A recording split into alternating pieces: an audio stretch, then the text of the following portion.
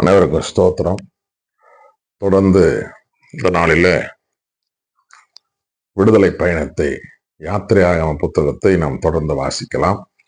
ஆதியாகம புத்தகத்தை முழுவதுமாய் வாசிக்க கிருபை செய்த ஆண்டவருக்கு எல்லா துதியும் கன மகிமையும் உண்டாவதாக. விடுதலை பயணத்தையும் தொடர்ந்து வாசிக்கலாம். நான் வாசிப்பது திருவிவிலியத்தில் இருந்து. ஆகவே விடுதலை பயணத்தினுடைய அதாவது யாத்திரையாகம புத்தகத்தினுடைய முன்னுரையை முதலில் நாம் பார்ப்போம். இதில் இருக்கின்ற நிகழ்வுகள், ஒடுக்கப்பட்ட இஸ்ரேல் மக்கள் எகிப்து நாட்டினர் விடுதலை பெற்றது மீட்பு வரலாற்றில் ஒரு முக்கிய கட்டமாகும். கடவுளே முன்வந்து தம் மக்களின் அடிமை தலையை அறுத்து விடுதலையை நோக்கி அவர்களை அழைத்து சென்ற மாபெரும் பஸ்கா நிகழ்ச்சியை விடுதலை பயணம் என்னும் இந்நூல் விவரிக்கின்றது. ஆண்டவராகிய கடவுள் தாம் நல்கவிருக்கும் வளநாட்டை நோக்கி இஸ்ரேல் மக்களை பேராற்றலோடு மோசேயின் மூலம் அழைத்து செல்கின்றார்.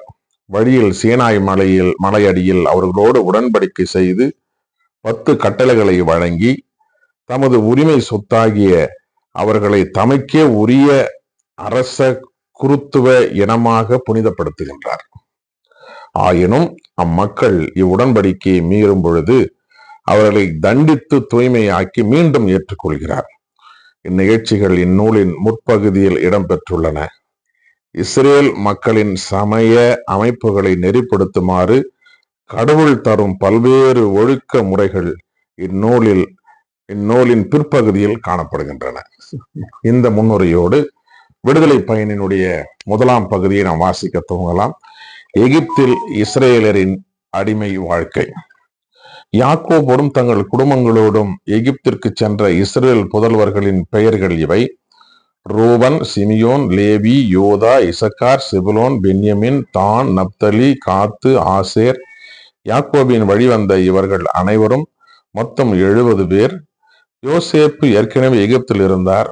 பின்னர் யோசேப்பு அவருடைய எல்லா சகோதரரும் அந்த தலைமுறையினர் அனைவருமே இறந்து போயினர். இஸ்ரேல் மக்களோ குழந்தை வளம் பெற்று பருகி பெருகி எண்ணிக்கையில் உயர்ந்தனர். ஆள்பலத்தில் மென்மேலும் வளர்ந்தனர். இதனால் அந்நாடே அவர்களால் நிறைந்து விட்டது.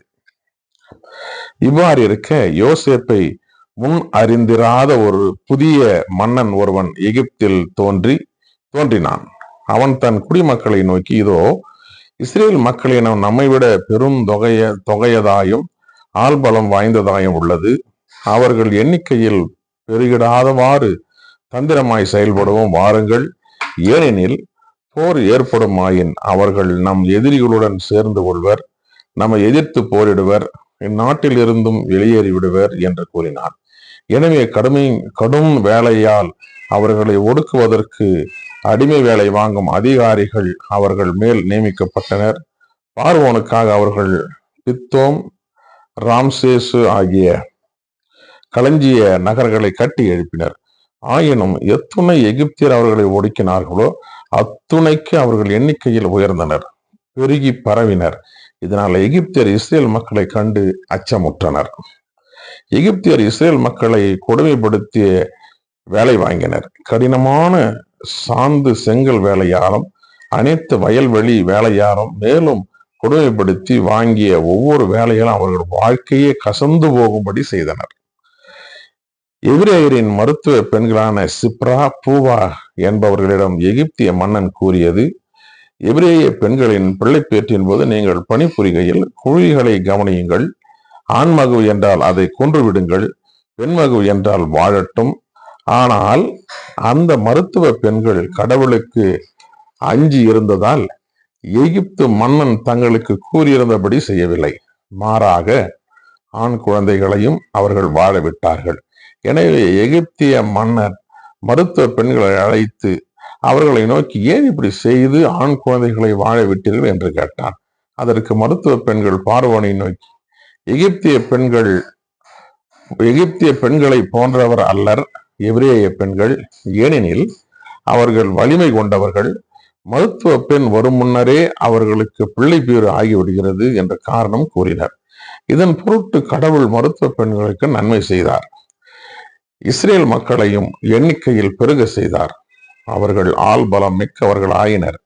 இம்மருத்துவ பெண்கள் கடவுளுக்கு அஞ்சி இருந்ததால் அவர் அவர்கள் குடும்பங்களை தழைக்க செய்தார். பின்னர் பார்வோன் தம் குடிமக்கள் அனைவருக்கும் ஆணை விடுத்து, பிறக்கும் எபிரேய ஆண்மக அனைத்தையும் நைல் நதியில் எரிந்து விடுங்கள், பெண்மகவையோ வாழ விடுங்கள் என்று அறிவித்தார். தொடர்ந்து 2ஆம் பகுதியை வாசிக்கலாம். யாத்திராகமம் புஸ்தகம் 2ஆம் பகுதி, விடுதலை பயணம் 2, மோசேயின் பிறப்பு. இவ்வாறு இருக்க லேவி குலத்தவர் ஒருவர் லேவி குலப்பெண் ஒருத்தியை மனம் செய்து கொண்டார். அவள் கருவுற்ற ஒரு ஆண்மகவை ஈன்றெடுத்தாள். அது அழகாயிருந்தது என்று கண்டாள். 3 மாதங்களாக அதனை மறைத்து வைத்திருந்தார்.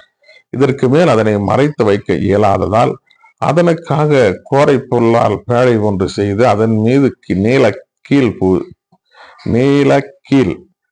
கீழ் இவற்றை பூசினாள். குழந்தையை அதனுள் வைத்து நைல் நதியில் உள்ள நாணல்களுக்கு இடையில் விட்டு வைத்தாள்.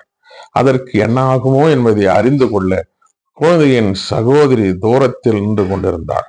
அப்பொழுது பார்வோனின் மகள் நைல் நதியில் நீராட இறங்கி சென்றாள். அவள் தோழியரோ நைல் நதியில் உலாவிக் கொண்டிருந்தனர். அவள் நாணல் அடைய பேழையை கண்டு தன் தோழி ஒருத்தி அனுப்பி அதை எடுத்தாள். அதை திறந்த பொழுது ஒரு ஆண் குழந்தையை கண்டாள். அது அழுது கொண்டிருந்தது. அதன் மேல் அவள் இரக்கம் கொண்டாள். இது எபிரேய குழந்தைகளில் ஒன்று என்றால். அவள் உடனே குழந்தையின் சகோதரி பார்வோனின் மகளை நோக்கி, குழந்தைக்கு பதிலாக உமக்கு பதிலாக பாலூட்டி குழந்தையை வளர்க்க எபிரேய செவிலி ஒருத்தியை நான் சென்று அழைத்து வரட்டுமா என்று கேட்டாள். பார்வோனின் மகள் அவளை நோக்கி, சரி, சென்று வா என்றாள். அந்த பெண் சென்று குழந்தையின் தாயையே அழைத்து வந்தாள். பார்வோனின் மகள் அவளை நோக்கி, இந்த குழந்தையை நீ எடுத்து செல், எனக்கு பதிலாக நீ பாலூட்டி அதனை வளர்த்திடு, உனக்கு கூலி கொடுப்பேன் என்றாள். எனவே குழந்தை எடுத்து சென்று அதனை பாலூட்டி வளர்த்தாள். அப்பெண் குழந்தை வளர்ந்த பின் அவள் பார்வோனின் மகனிடம் அவனை கொண்டு போய்விட்டாள். அவள் அவனை தன் மகன் என கொண்டாள். நீரிலிருந்து நான் இவனை எடுத்தேன் என்று கூறி அவள் அவனுக்கு மோசே என்று பெயரிட்டாள். மோசே மிகுதியானுக்கு தப்பியோடல். அக்காலத்தில் மோசே வளர்ந்து விட்ட பொழுது தம் இனத்தவரிடம் சென்றிருந்தார். அவர்களுடைய பார சுமைகளையும் பார்த்தார். மேலும் தம் இனத்தவரான எபிரேயன் ஒருவனை எகிப்தியன் ஒருவன் அடிப்பதை கண்டார். சுற்றும் முற்றும் பார்த்து யாருமே இல்லை என கண்டு அந்த எகிப்தியனை அடித்து கொன்று மணலுக்குள் புதைத்து விட்டார். அடுத்த நாள் அவர் வெளியே சென்ற பொழுது எபிரேயர் இருவருக்கிடையே கைகலப்பு நடந்து கொண்டிருந்ததை கண்டார். குற்றவாளியை நோக்கி, உன் இனத்தவனை ஏன் அடிக்கிறாய் என்று கேட்டார். அதற்கு அவன், எங்கள் மேல் உன்னை தலைவனாகவும் நடுவனாகவும் நியமித்தவன் எவன்? எகிப்தியனை கொன்றது போல் என்னையும் கொல்லவா நீ இப்படி பேசுகிறாய் என்று சொன்னான். இதனால் யோசி அச்சமுற்றார். நடந்தது தெரிந்துவிட்டது உறுதியே என்று சொல்லிக் கொண்டார். இச்செய்தியை பார்வோன் கேள்வியுற்ற போது மோசையை கொல்ல தேடினான். எனவே மோசே பார்வோனிடமிருந்து தப்பி ஓடி மீதியானின் நாட்டில் குடியிருக்க வேண்டியதாயிற்று. அவர் ஒரு கிணற்றறையில் அமர்ந்திருக்க மீதியானின் அர்ச்சகருடைய 7 புதலியருள் வந்து தம் தந்தையின் ஆட்டு மந்தையை தண்ணீர் காட்ட நீர் மொண்டு தொட்டிகளை நிரப்பினர். அங்கு வந்த இடையர்கள் அவர்களை விரட்டினர். உடனே மோசே எழுந்து அவர்களுக்கு பாதுகாப்பு அளித்தார். அவர்கள் ஆட்டு மந்தைக்கு தண்ணீர் காட்டவும் செய்தார். அவர்கள் தம் தந்தையான ரகுவேலிடம் சென்ற பொழுது அவர், என்ன என்று விரிவாக வந்து விட்டீர்களே என்றார். அவர்கள், எகிப்தியன் ஒருவர் இடையர்களின் தொல்லையிலிருந்து எங்களை விடுவித்ததோடு எங்களுக்கு பதிலாக தண்ணீர் இறைத்தான், ஆட்டு மந்தைக்கு தண்ணீர் காட்டினான் என்றார்கள். அவர் தம் புதல்வியரிடம், அவன் எங்கே அவன்? ஏன் அம்மனிதனை போக விட்டீர்கள்? சாப்பிட அவனை அழைத்து வாருங்கள் என்று கூறினார். அவரோடு குடியிருக்க மோசே சம்மதிக்க அவர் மோசேக்கு தம் மகள் சிப்போராவை மணமுடித்து கொடுத்தார். அவள் ஒரு மகனை ஈன்றெடுத்தாள். நான் வேற்று நாட்டில் அந்நியனாய் உள்ளேன் என்று கூறி மோசே அவனை கேர்சோம் என்று பெயரிட்டு அழைத்தார். இந்த நீண்ட காலத்தில் எகிப்திய மன்னன் இறந்து விட்டான். இஸ்ரேல் மக்களோ அடிமைத்தனத்தால் அழுது புலம்பினர். அடிமைத்தனத்தால் ஏற்பட்ட அவர்களது முறையீடு கடவுளை நோக்கி எழும்பிற்று. அவர்களது புலம்புகளை கடவுள் கேட்டார். ஆபிரகாமுடனும் ஈசாக்குடனும் யாக்கோபுடனும் தாம் செய்த உடன்படிக்கை நினைவு கூர்ந்தார். கடவுள் இஸ்ரேல் மக்களை கண்ணோக்கினார். அவர்கள் நிலைமைகளையும் கடவுள் அறிந்து கொண்டார். தொடர்ந்து 3ஆம் பகுதியும் வாசிக்கலாம். மோசேயின் அழைப்பு. மோசே மீதியானின் அர்ச்சகராகிய தம் மாமனார் இத்தியோரின் ஆட்டு மந்தையை மேய்த்து வந்தார். அவர் அந்த ஆட்டு மந்தையை பாலைநிலத்தில் மேற்றிசையாக ஓட்டிக்கொண்டு கடவுளின் மலையாகிய ஓரேவை வந்தடைந்தார்.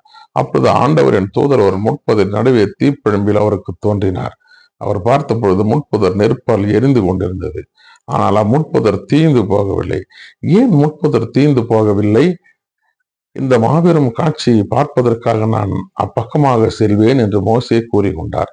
அவரை பார்ப்பதற்காக அவர் அணுகி வருவதை ஆண்டவர் கண்டார்.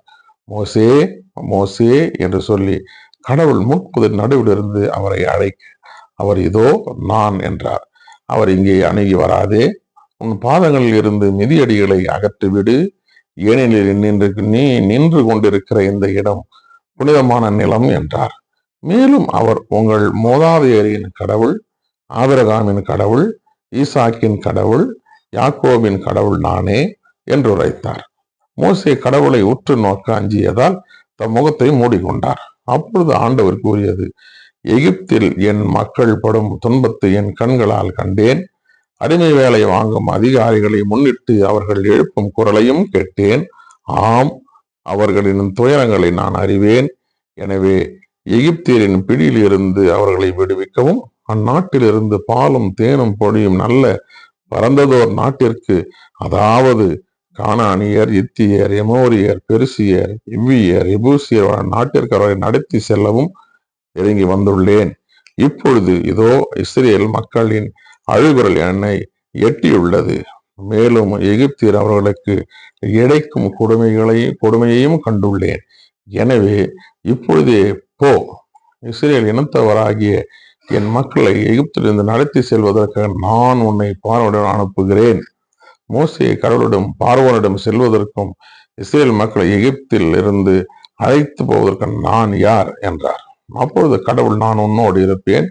மேலும் இம்மக்களை எகிப்திலிருந்து அழைத்து செல்லும் பொழுது நீங்கள் இம்மலையில் கடவுளை வழிபடுவீர்கள் என நான் உன்னை அனுப்பினேன் என்பதற்கு அதுவே அடையாளம் என்று உரைத்தார்.